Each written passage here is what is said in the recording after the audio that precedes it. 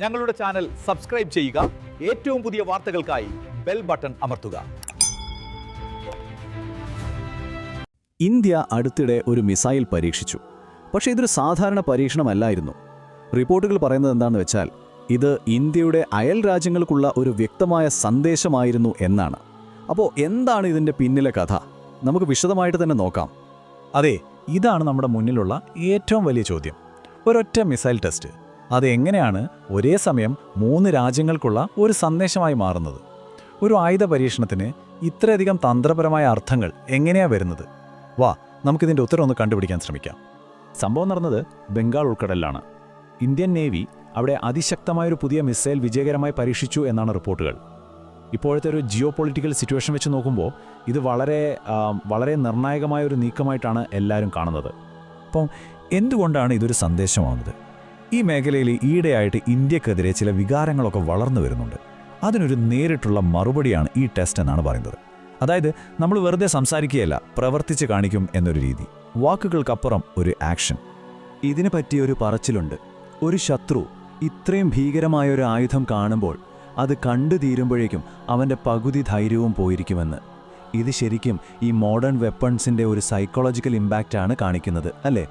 ഒരു യുദ്ധം ജയിക്കുന്നത് ആയുധത്തിൻ്റെ ശക്തി കൊണ്ട് മാത്രമല്ല, അത് ശത്രുവിൻ്റെ മനസ്സിലുണ്ടാക്കുന്ന പേടി കൊണ്ട് കൂടിയാണ്. ശരി, അപ്പം നമുക്ക് ഈ ആയുധത്തിനെ, അതായത് ഈ K4 മിസൈലിനെ ഒന്ന് അടുത്തറിയാം. ഇതിൻ്റെ ടെക്നോളജി എന്താണ്? എന്തുകൊണ്ടാണ് ഈ മിസൈലിന് ഇത്രയധികം പ്രാധാന്യം വരുന്നത്? നമുക്ക് നോക്കാം. K4 മിസൈലിൻ്റെ ഏറ്റവും വലിയ പ്രത്യേകത എന്താണെന്ന് വെച്ചാൽ ഇതൊരു SLBM ആണ്, അതായത് സബ്മറീൻ ലോഞ്ച്ഡ് ബാലിസ്റ്റിക് മിസൈൽ. പേര് കേൾക്കുമ്പോൾ തന്നെ സംഭവം ക്ലിയർ ആണ്, അല്ലേ? അന്തർവാഹിനിയിൽ നിന്ന്, അതായത് സബ്മറീനിൽ നിന്ന് വിക്ഷേപിക്കാൻ പറ്റുന്ന മിസൈൽ. ഇതിൻ്റെ അഡ്വാൻറ്റേജ് എന്താണെന്ന് വെച്ചാൽ സബ്മറീനുകൾ ഇവിടെയാണെന്ന് കണ്ടുപിടിക്കാൻ ഭയങ്കര പാടാണ്. അവയ്ക്ക് കടലിനടിയിലൂടെ ലോകത്ത് എവിടെ വേണമെങ്കിലും എത്താം. എന്നിട്ട് അവിടുന്ന് ഈ മിസൈൽ വിക്ഷേപിക്കാം. ഇതൊരു വലിയ സ്ട്രാറ്റജിക് പവറാണ്. ഇനി ഇതിൻ്റെ റേഞ്ചിൻ്റെ കാര്യത്തിൽ ഒരു ചെറിയ കൺഫ്യൂഷനുണ്ട്.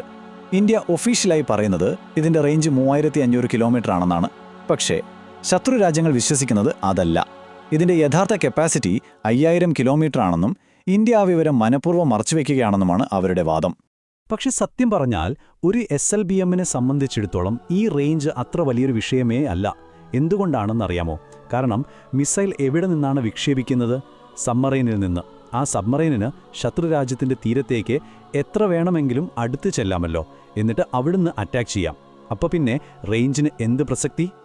അപ്പോൾ നമുക്ക് ഈ K4 മിസൈലിൻ്റെ പ്രധാനപ്പെട്ട കഴിവുകളൊന്ന് ചുരുക്കി പറയാം. ഒന്നാമതായി, ഇത് സബ്മറൈനിൽ നിന്ന് എവിടെ വെച്ചും വിക്ഷേപിക്കാം.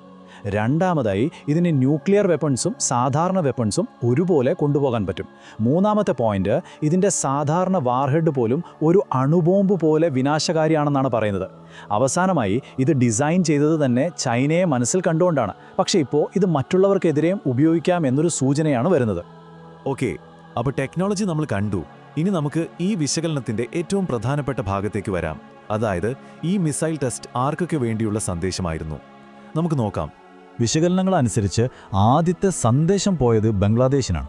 എന്തിനാണെന്ന് വെച്ചാൽ ഇന്ത്യയുടെ ടെക്നോളജിയും നിങ്ങളുടെ ഇപ്പോഴത്തെ അവസ്ഥയും തമ്മിൽ എത്ര വലിയ വ്യത്യാസമുണ്ടെന്നൊന്ന് കാണിച്ചു കൊടുക്കാൻ അതൊരു പവർ പ്ലേ ആയിരുന്നു. പക്ഷേ ബംഗ്ലാദേശിന് കൊടുത്തത് ഒരു ചെറിയ സൂചന മാത്രമായിരുന്നു എന്നാണ് പറയുന്നത്. ഈ സന്ദേശത്തിൻ്റെ യഥാർത്ഥ ലക്ഷ്യം പാകിസ്ഥാനാണത്രേ.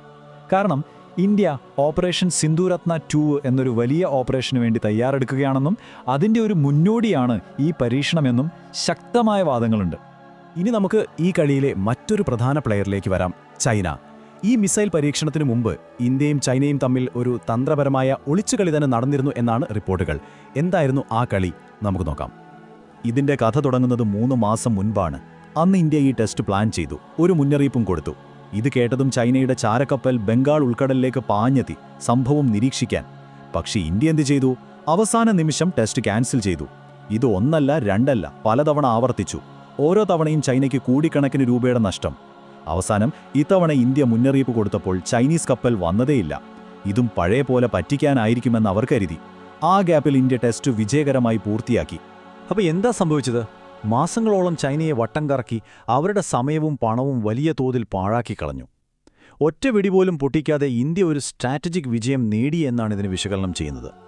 ശരി, അപ്പോൾ ഇത്രയൊക്കെയാണ് നടന്നത്. ഇനി അടുത്തതെന്താണ്? ഇന്ത്യയുടെ ലക്ഷ്യങ്ങൾ 2 പ്രധാനപ്പെട്ട ടെക്നോളജി മേഖലകളിലാണ് ഫോക്കസ് ചെയ്യുന്നത്. എന്തൊക്കെയാണവ? ഡിഫൻസ് രംഗത്ത് അടുത്ത പ്ലാൻ K5 മിസൈലിന്റെ പരീക്ഷണമാണ്. ഇതിനെ K4ന്റെ അച്ഛൻ എന്നാണ് വിശേഷിപ്പിക്കുന്നത്. ഇതിന്റെ ഏറ്റവും വലിയ പ്രത്യേകത MIRV ടെക്നോളജിയാണ്. അതായത് ഒറ്റ മിസൈൽ വിക്ഷേപിച്ചാൽ മതി, അത് പല ടാർഗറ്റുകളിലേക്ക് ഒരേ സമയം ആക്രമണം നടത്തും. വളരെ അഡ്വാൻസ്ഡായ ഒരു ടെക്നോളജിയാണ്. അപ്പോൾ ഒരു വശത്ത് സൈനിക ശക്തി വർദ്ധിപ്പിക്കുമ്പോൾ തന്നെ മറുവശത്ത് സിവിലിയൻ രംഗത്തും ഇന്ത്യ വലിയ മുന്നേറ്റങ്ങൾ നടത്തുന്നുണ്ട്. അതിന് ഏറ്റവും വലിയ ഉദാഹരണമാണ് ISROയുടെ ഒരു ഗംഭീര വാണിജ്യ വിക്ഷേപണം. ISROയുടെ ബാഹുബലി എന്നറിയപ്പെടുന്ന റോക്കറ്റിലെ LVM-3 അത് ഒരു അമേരിക്കൻ കൊമേഴ്ഷ്യൽ സാറ്റലൈറ്റാണ് വിജയകരമായി വിക്ഷേപിച്ചത്.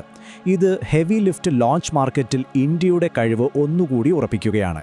ഈ സാറ്റലൈറ്റിൻ്റെ ടെക്നോളജിയും കിടിലനാണ്. നിങ്ങൾ എവിടെയാണെങ്കിലും, ഒരു കാട്ടിലാണെങ്കിലും കടലിലാണെങ്കിലും നിങ്ങളുടെ മൊബൈലിലേക്ക് നേരിട്ട് നെറ്റ്വർക്ക് എത്തിക്കാൻ ഈ ഉപഗ്രഹത്തിന് കഴിയും. ഈ ഉപഗ്രഹത്തിന്റെ ഭാരം എത്രയാണെന്നറിയാമോ? 6100 കിലോഗ്രാം. അതെ, 6100 കിലോ. ഇത്രയും ഭാരമുള്ളൊരു വാണിജ്യ ഉപഗ്രഹത്തെ ബഹിരാകാശത്തെത്തിക്കുക എന്നത് ഇന്ത്യയുടെ വിക്ഷേപണ ശേഷിക്ക് കിട്ടിയ ഒരു പുതിയ അംഗീകാരം തന്നെയാണ്. അപ്പം നമ്മൾ കാണുന്നത് എന്താണ്? ഒരു വശത്ത് ഡിഫൻസിന് വേണ്ടി അതിവിനാശകാരിയായ ടെക്നോളജി വികസിപ്പിക്കുന്നു, മറുവശത്ത് സാധാരണക്കാരുടെ ജീവിതം മെച്ചപ്പെടുത്താൻ അതേപോലത്തെ ടെക്നോളജി ഉപയോഗിക്കുന്നു. അപ്പോൾ ഒരു ചോദ്യം ബാക്കിയാണ്. ഈ സാങ്കേതികവിദ്യ ഇത്ര വേഗത്തിൽ മുന്നോട്ട് പോകുമ്പോൾ പ്രതിരോധവും ആധിപത്യവും തമ്മിലുള്ള ആ നേർത്ത വര അതെവിടെയാണ് നമ്മൾ വരയ്ക്കേണ്ടത്? ഇതൊരു പ്രധാനപ്പെട്ട ചോദ്യമാണല്ലേ?